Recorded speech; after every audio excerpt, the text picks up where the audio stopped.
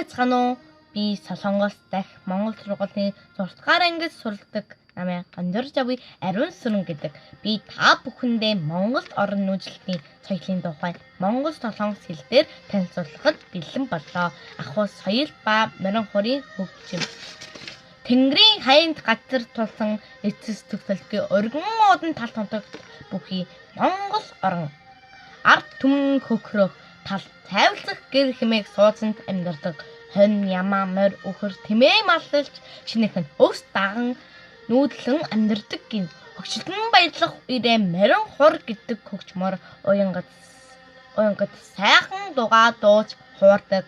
Морин хуур бол монголчуудын хамгийн дуртай нандинан хайрладаг хөгжмийн зэмсэг юм. Тэр хөгжмийн толгойг морин толгойтой адилхан уурлан учир морин хуур гэж нэрлэдэг.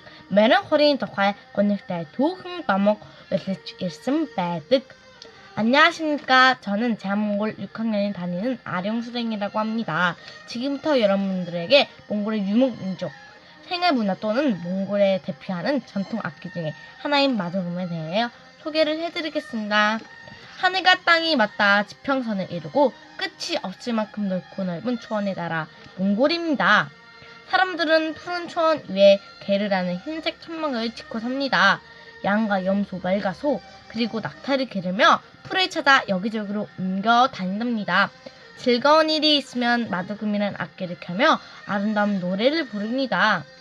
마두금은 몽골 사람들이 가장 좋아하고 악기는 악기입니다. 악기 말 머리 모양을 놓았기에 마두금이라고 부릅니다. 그러나 마두금에는 슬픈 이야기가 전합니다. 감사합니다.